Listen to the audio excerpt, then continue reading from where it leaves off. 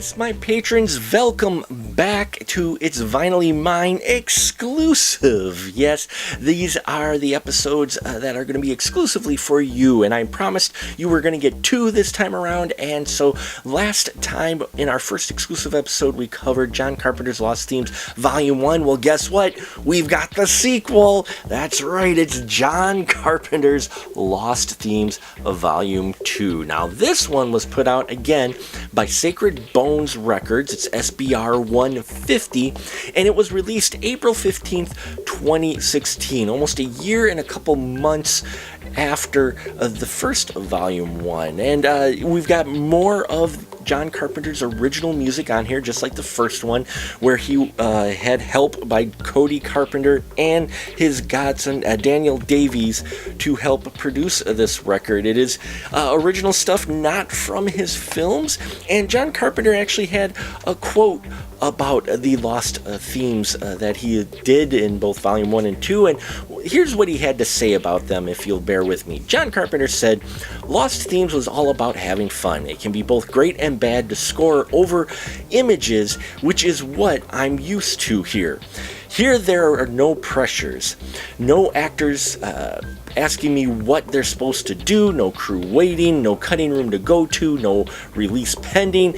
It was just fun, and I couldn't have a better setup in my house, where I depended on Cody Carpenter and Daniel Davies to bring me ideas, and we began improvising. The plan was to make my music more complete and fuller because we had unlimited tracks.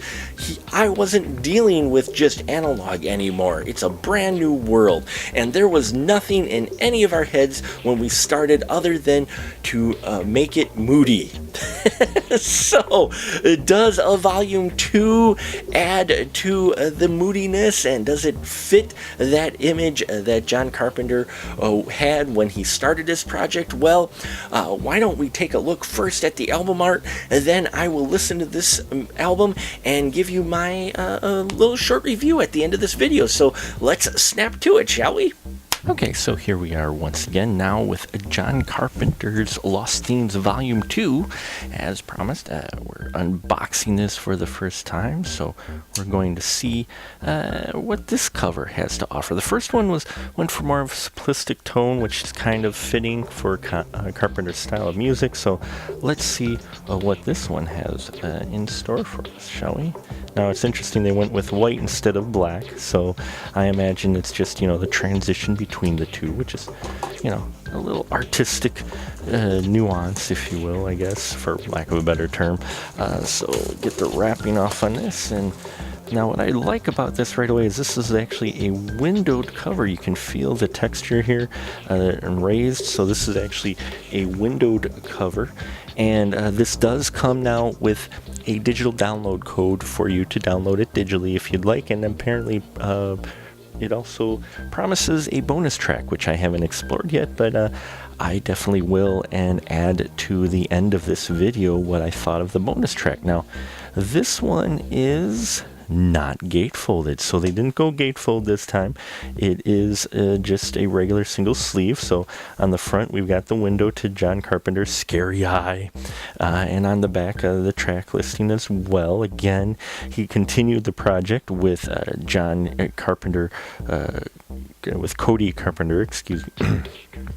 And again, we see here he continued the project with Cody Carpenter and Daniel Davies, who I think actually did the work on I, Frankenstein for the music there. So, and it is also put out by Sacred Bone Records, as well as it looks like Rodeo Suplex Incorporated for the record itself. So let's see what's inside and where that Scary Eye came from.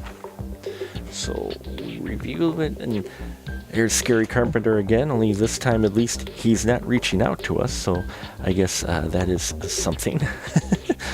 So we don't have Scary Carpenters jumping out at us, but he is still on the sleeve for this record. It's a nice, durable sleeve. I like that quite a bit versus a paper sleeve. And what's on the back of it? Oh, it just says John Carpenter's Lost Themes 2.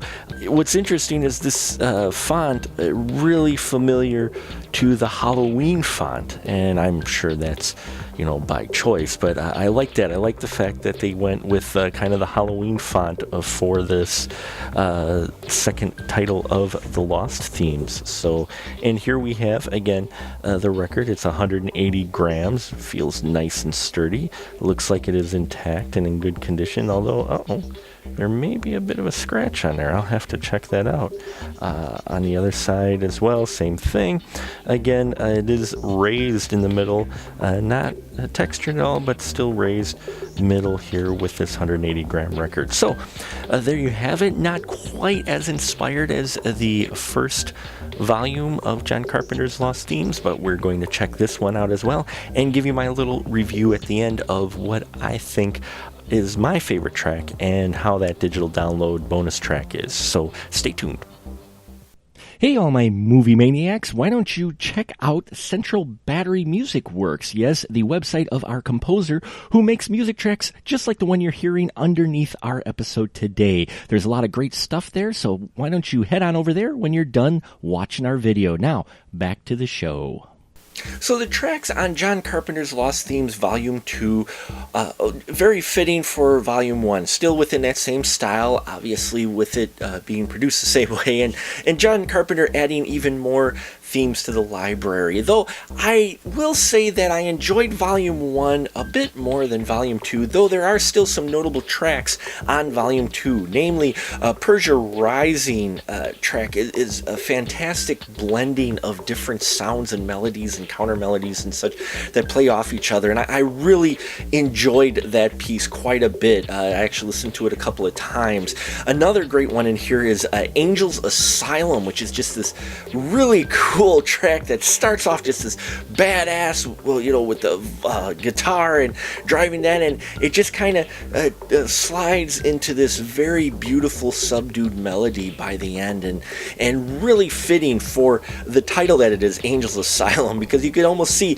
angels involved in this, with imagery played over this track. So I really appreciated that track as well. The dark blues had just hints of the Ming the Merciless theme from Flash. I could almost see it being a modern day version of the theme for Ming the Merciless in Flash. So there are still some very engrossing tracks on Volume 2, but if you had to compare the two, I would say Volume 1 is the stronger of the two albums, but both are worth being picked up. Now, there is only one downloaded bonus track on the Volume 2 with the digital code, and I was not too impressed with that track. It didn't really quite grab me like a couple of the remixes with the other bonus tracks on Volume 1. So there you have it, folks. Another exclusive Patreon exclusive episode. Exclusive. How many times can I say that today? Another exclusive Patreon episode just for you. I hope you enjoy these. Please give me feedback if you'd like to see more of these where I unwrap the album and we both get to experience it for the first time, or if you'd like to see something else with this tier. I'm always open to suggestions. I thank you for your support, and remember, it's not yours, it's vinylly mine. I'll catch you on the flip side.